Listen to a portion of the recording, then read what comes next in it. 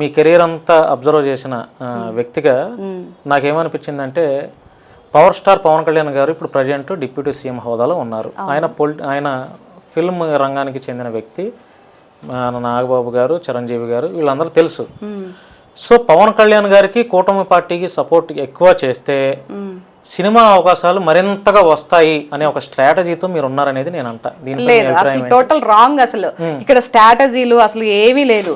నేను ఏదో నేను అక్కడ అంతకు ముందు గత ప్రభుత్వంలో మిస్ అయిన నేను బాధపడినవి వచ్చిన ఆ ప్రభావం వచ్చిన దాన్ని నేను, అంతేగాని పవన్ కళ్యాణ్ గారు వస్తారు నేను మాట్లాడితే ఏదో ఇస్తారు ఇండస్ట్రీలో నాది ఒక్కటేనండి. అన్ని ఇంటర్వ్యూలో చెప్తున్నాను, నాకు అయితే ఆత్మకూరు కాకపోతే బట్టేపడు సామెత ఎప్పుడైనా విన్నారా?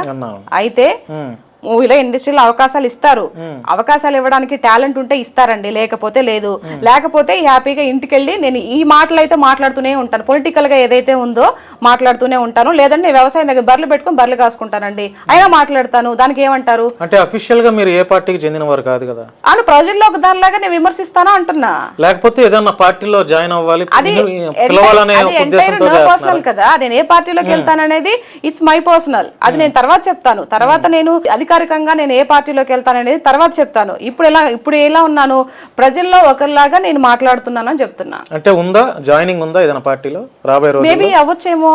ఒకవేళ ఉంటే మీరు ఎక్కువ మొగ్గు చూపే పార్టీ అది నేను తర్వాత చెప్తాను. ఇప్పుడు ఎందుకు చెప్తాను? అంటే కూటమికి అంత బాగా మీరు కష్టపడుతున్నారు కదా, మీ స్టైల్లో మీరు సోషల్ మీడియాలో బాగా కష్టపడుతున్నారు. రాష్ట్ర అధికార ప్రతినిధులు కూడా కొన్నిసార్లు ఇప్పుడైనా సరే మాట్లాడలేని పరిస్థితుల్లో కూడా మీరు ప్రతి ఒక్కరి వైఎస్ఆర్సీపీ వాళ్ళు ఏం చేసినా ఫస్ట్ పులిసీత అందుబాటులో ఉంటారు, విమర్శలు చేస్తారు కదా. ఇప్పుడు కూటమి పార్టీ బీజేపీ, తెలుగుదేశం, జనసేన ఈ మూడు పార్టీలో మీరు ఎక్కువగా ఇంట్రెస్ట్ అంటే అట్రాక్ట్ అయిన పార్టీ ఏంటి మీకు? నేను పాలిటిక్స్ నేర్చుకోవడం చూసింది బాబు గారిని చూసి, ఒక హుందా రకంగా ఒక పాలిటిక్స్ ఎలా చేయాలనేది బాబు గారిని చూసి నేర్చుకున్నాను. సో రాజకీయం ప్రజల్ని ఎలా అభివృద్ధి చేయాలి, రాష్ట్రాన్ని ఎలా అభివృద్ధి చేయాలి, ప్రజల్ని ఎలా చూసుకోవాలనేది పవన్ కళ్యాణ్ గారు ఆయన చూసిన తర్వాత నేర్చుకున్నాను. కాబట్టి నా అడుగులు ఎలా పడతాయనేది తర్వాత దేవుడు నిర్ణయిస్తాడు. మేడం మీ దృష్టిలో మనిషి గొప్పవాడా మతం గొప్పవాడా? మనిషి లేకుండా మతం ఎడికెళ్ళి వస్తుంది? అంటే ఫస్ట్ మనిషే. ఆంధ్రప్రదేశ్లో ఎక్కువ కులాల మతాల గొడవలు జరుగుతున్నాయి ఎక్కువ, ఎందుకని? అది ఒకరికొకరు వాళ్ళ మధ్య మనిషి కంటే కులాలు మతాలు ఎక్కువగా. అది ఎవరోనండి తెలియని వాళ్ళు. అసలు ముందు మనిషిగా విలువ ఇవ్వాలి. కులాలకి ఏంటి, ఎవరు ఏ కులం అయితే ఏంటి? ఇప్పుడు నీ చెయ్యి కట్ చేస్తే అదే బ్లడ్ వస్తుంది, నా చెయ్యి కట్ చేస్తే కూడా అదే బ్లడ్ వస్తుంది కదా.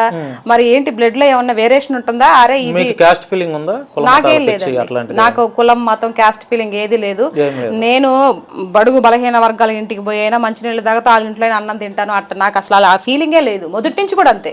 నేను ఎవరినైనా కూడా నేను ఒకవేళ నేను ఎవరినైనా మా అనేస్తాను ఫస్ట్. అది నాకు అలవాటు చిన్నప్పటి నుంచి కూడా.